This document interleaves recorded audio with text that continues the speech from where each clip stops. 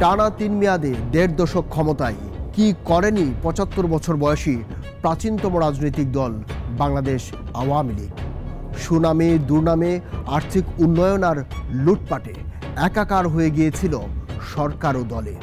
ছিল না শৃঙ্খলা তৃণমূল কিংবা কেন্দ্রে। শেখ হাসিনার একক কর্তৃত্ববাদ যেন সব বিন্দুকে এক সুতোয় গেঁথেছিল, রাখেনি বিকল্প। তাই ৫ আগস্টের পর মাঝিহীন নৌকা যেন অথই সমুদ্রে।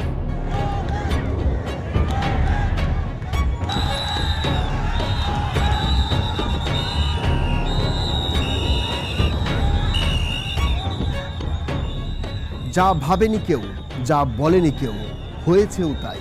ছাত্র জনতার অভ্যুত্থানের মধ্য দিয়ে পতন টানা ১০ বছরের স্বৈরাচারী আওয়ামী লীগের শাসনামলের। নেতাকর্মীরা পালাবেন, বাংলাদেশের রাজনৈতিক সংস্কৃতি এর ব্যতিক্রম নয়। কিন্তু স্বয়ং প্রধানমন্ত্রী, আওয়ামী লীগ সভাপতি, বঙ্গবন্ধু কন্যা পালিয়ে দেশ ছাড়বেন, একথা ভাবাও ছিল অকল্পনীয়। কিন্তু সেই রূপকথা এখন বাস্তবতা। ধীরে ধীরে লুকিয়ে দেশ ত্যাগ করছেন আওয়ামী লীগের কেন্দ্রীয় নেতারাও।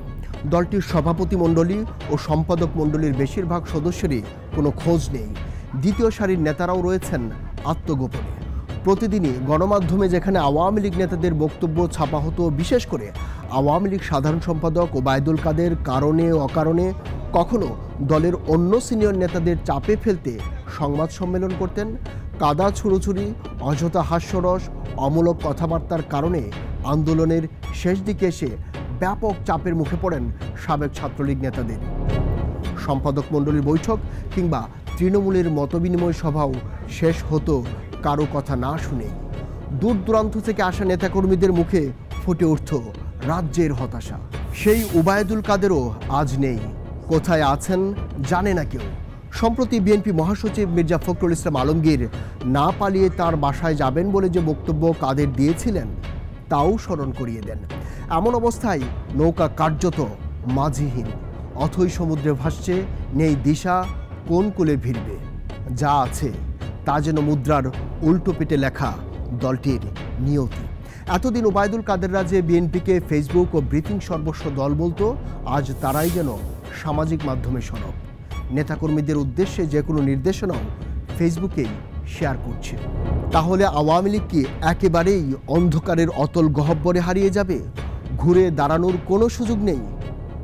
দলটির ভাগ্য যে তৃণমূলের মতো একটা শক্ত ও মজবুত কর্মী বাহিনী আছে, যারা দুর্দিনের অপেক্ষায় থাকে সবসময়। ৭৫ পরবর্তী সংকটেও দলটিকে টেনে তুলেছে তৃণমূলের নাকাভুঙ্গা এই কর্মীরাই। কিন্তু এই তৃণমূলের ত্যাগী কর্মীরাই বা পরিবর্তিত পরিস্থিতিতে কতটা জাগাতে পারবে তা নিয়েও প্রশ্ন আছে। কারণ টানা ১.৫ দশকের শাসনামলেও ত্যাগীরাই ত্যাগই করেছে, রয়ে গেছে বঞ্চিত। আর যেহেতু রাজনৈতিক সংস্কার প্রক্রিয়া শুরু হয়েছে বর্তমান সরকারের অধীনে, তার শেষ কী দাঁড়ায় তাও দেখার বিষয়। ফলে আপাতত আওয়ামী লীগের অপেক্ষা ছাড়া অন্য কোনো বিকল্প যে নেই তা অনেকটাই স্পষ্ট।